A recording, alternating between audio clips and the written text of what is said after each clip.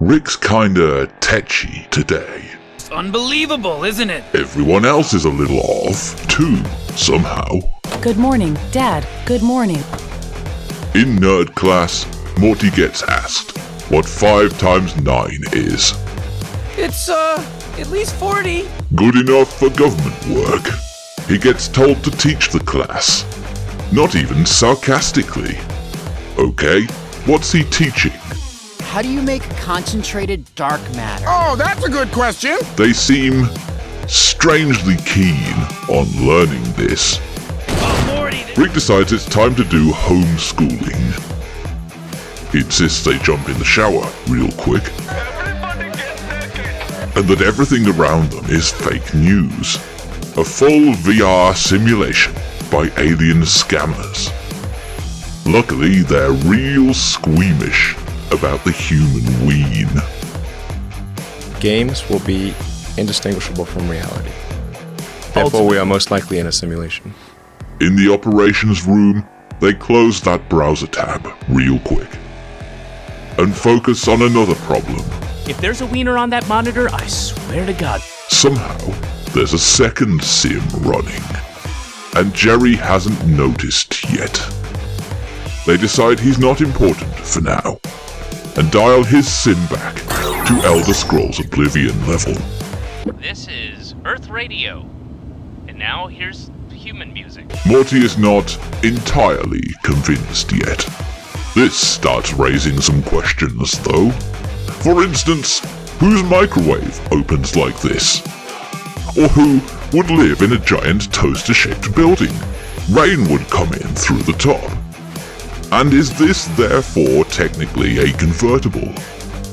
So what are the scammers trying to get via this elaborate nonsense anyway? We need 10 cc's of concentrated dark matter stat or you'll die. Right, of course. Rick deals with this crap all the time.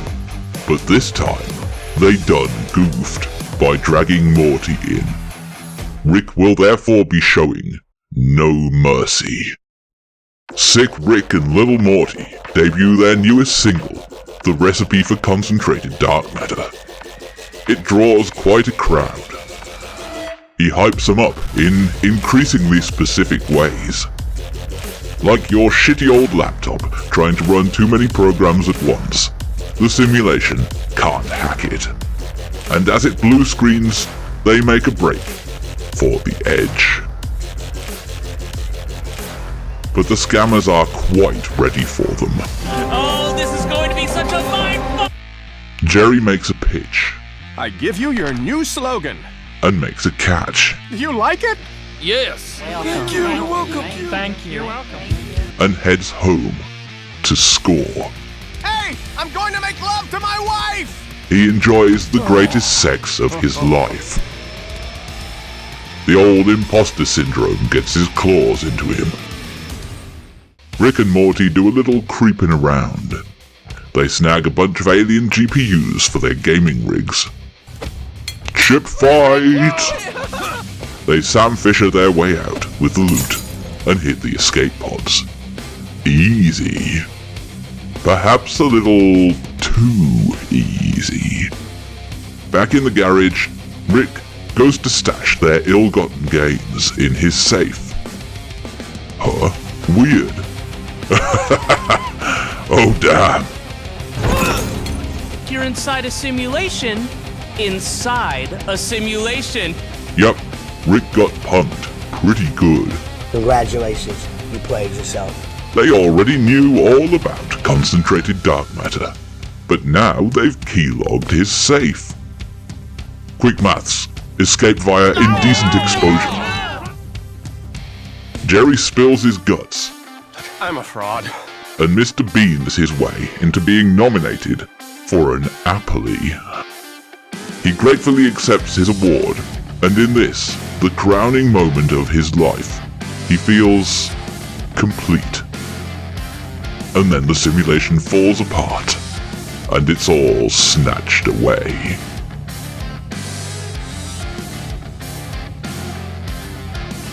Rick and Morty stumble across him and haul him off.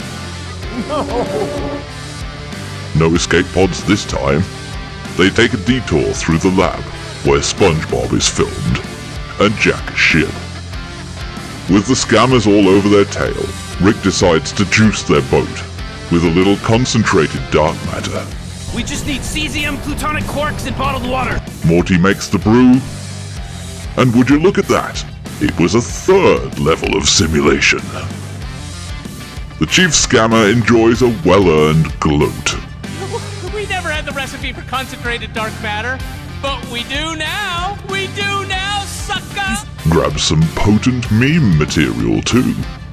Mission accomplished, he lets them take the walk of shame to the escape pods. The two chumps who just got whooped have a good bicker, and while they do it, the scammers try out their new recipe. It's a little too spicy for them. What the hell? So as ever, Rick gets the final yuck. Obviously this episode is about scams. Scams within scams, in fact. I'd like to talk about my favourite one of all time. Why, I bet some of you don't even have a favourite scam. This one concerns the currency of the future, of the past. I refer, of course, to Bitcoin. Way back in 2012, a man who went by the name Pirated40, real name Trendon Shavers, offered the fine people on the official Bitcoin forum an opportunity to invest. He promised returns of a staggering 7% per week. His company, Bitcoin Savings and Trust, claimed to sell Bitcoins at a markup to eager buyers, generating a significant profit. He had a large minimum buy-in, however, far larger than many people who wanted a slice of the action could possibly afford. So other enterprising users arranged little clubs of such peasants, together reaching the buy-in threshold with the organizer of course skimming a little off the top. Others, suspicious of this offer that seemed far too good to be true, formed their own investment groups and pursued unrelated business opportunities. With blackjack and hookers! As more of these organizations formed, it was deemed necessary for some kind of independent financial regulator to examine them and give their mark of trust to verify that they weren't some kind of Ponzi scheme. This burden fell upon the shoulders of a user going by the name Patrick Starr. Yes, that Patrick Starr. Despite Patrick giving it all a big thumbs up, soon enough Bitcoin Savings and Trust messily imploded. It turned out that somehow it had, in fact, been a Ponzi scheme all along. Who'd have thunk it? The total damage was over 500,000 Bitcoins, worth a total of $7 million at the time. Obviously all the small fry trusts to pool funds from the plebs were wiped out. But every single other trust active at the time was somehow dragged down along with them.